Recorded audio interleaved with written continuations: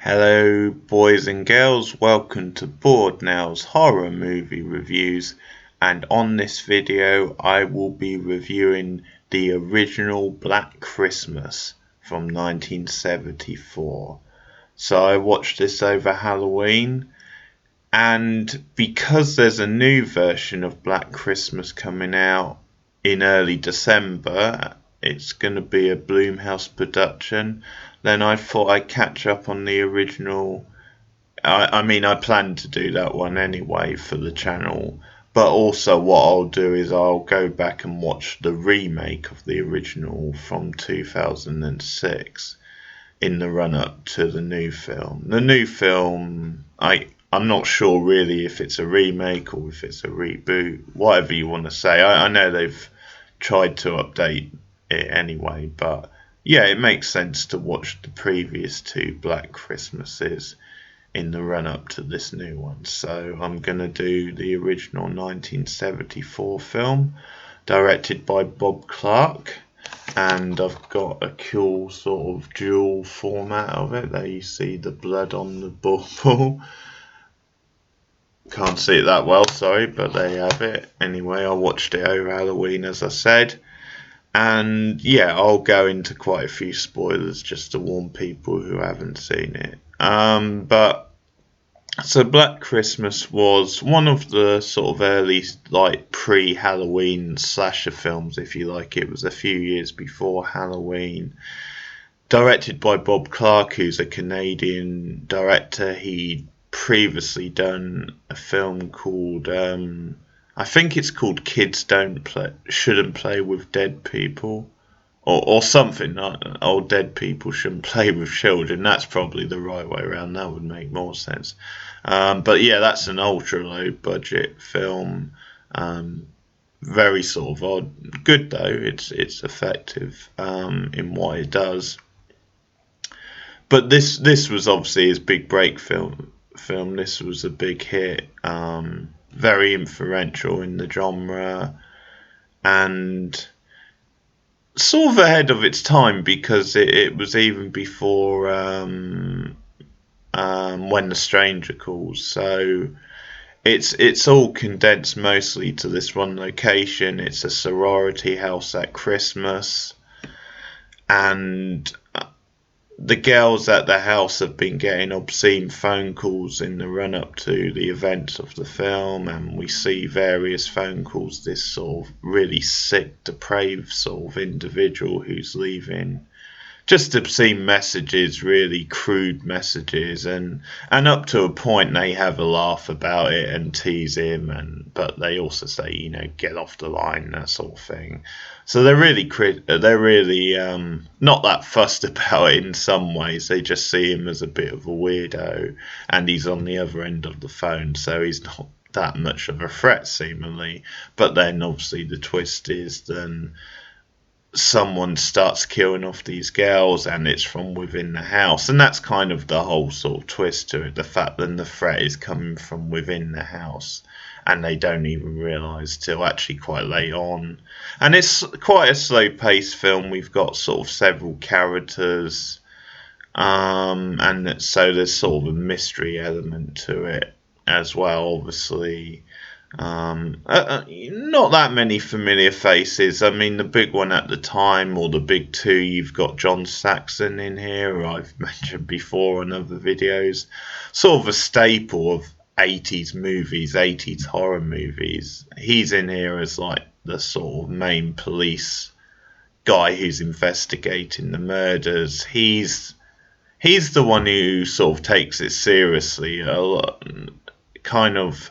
There's a lot of comedy scenes at the station actually, or just a lot of like his colleagues like goofing around and not taking it seriously. But as soon as he realizes how serious it is, then he kind of snaps into action. So he's very direct and he's kind of the one with the conscience there. The other face at the time people would recognise is, of course, Margot Kidder, who plays one of the sorority girls. She, Lois Lane on Superman, the original Superman movies, most famously. So she's in here as well. And there's, I mean, Olivia Hussey, the sort of lead girl who the focus is mostly placed on once we get into it, and people would recognise her.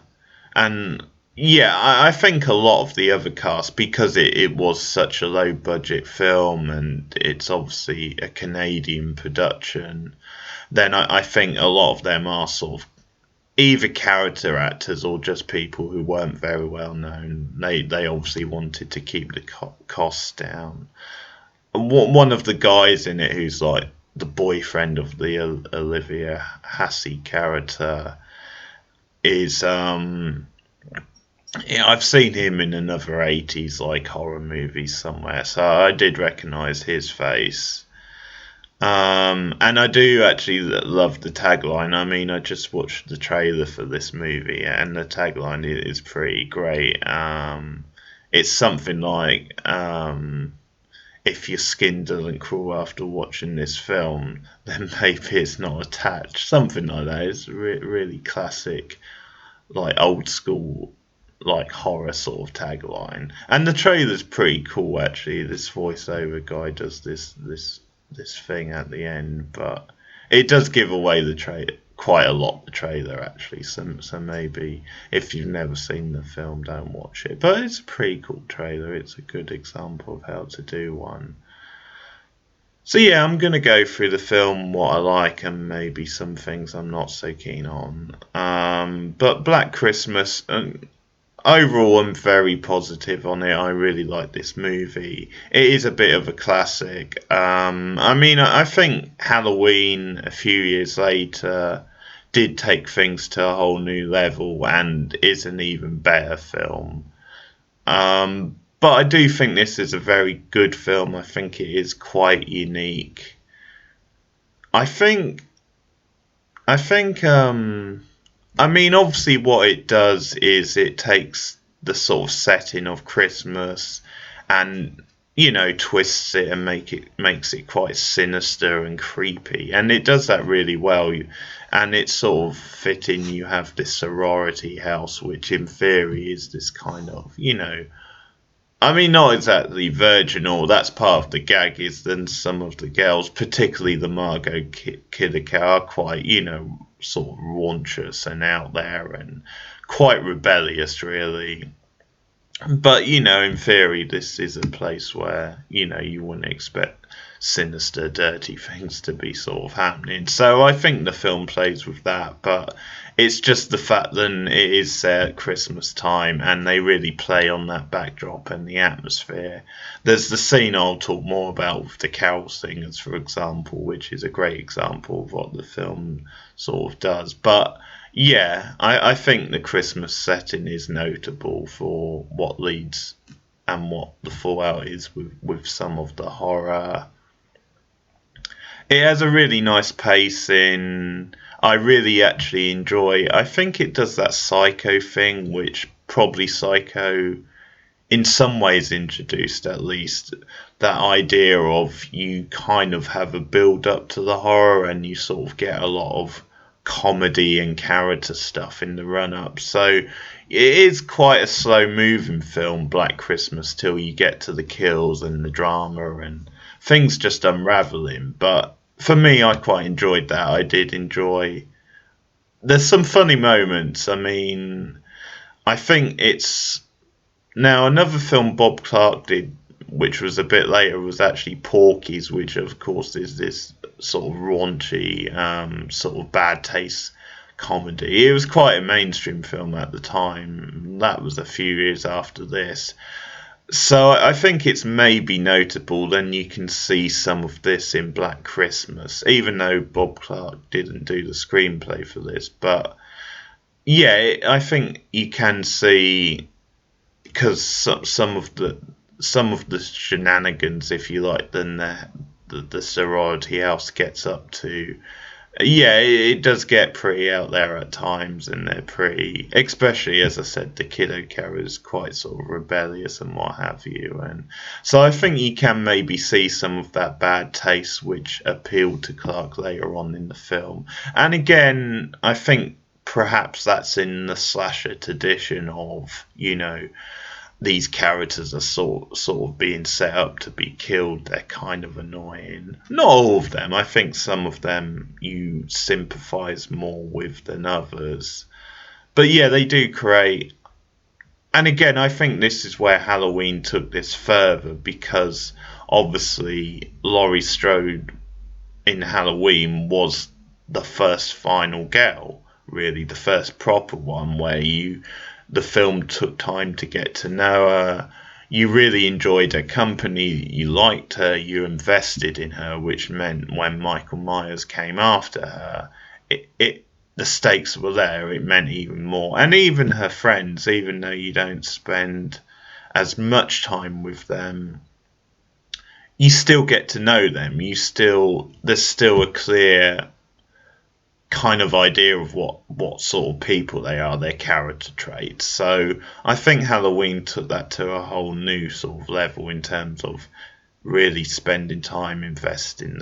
I mean, this film spends time with the characters, but I think it's just a lot of hijinks and a lot of typical stuff, and stuff going on with their boyfriends, and it probably doesn't set them out as like that distinct sort of characters. So I don't think I think Olivia Hussey is quite good in the lead role. I think I sort of cared about her character, at least wanted her to survive. But yeah, you're never that fully invested in the same way as you are Halloween. And obviously, Halloween, the direction and the music, the mood of the whole thing is even more accomplished than this. But this is a nicely sort of crafted film. You do have quite good fun with the characters, some good comedy moments. I enjoyed actually the scene quite late on where you've sort of got the two remaining girls, and because at this point word has got out on TV and in the local area, then there is this killer out there.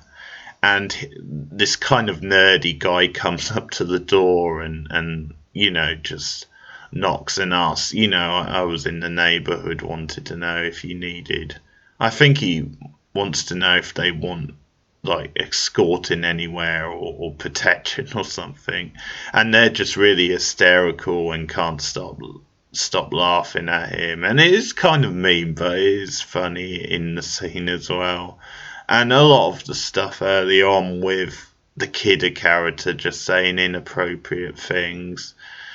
There is this funny joke actually, because when they're down at the police station, because what actually happens is you get an early sort of kill with one of the housemates. I mean, we see her get killed, but as far as they're concerned, it's just a disappearance. And that's something which works pretty damn well, because for a lot of the film, they don't even realise then this guy is going around killing people. They just think, well, it's our housemate, she's disappeared. And then, well, another one disappears. And it's finally, it dawns on them and they realise then, yeah, they're being killed off. There is a threat.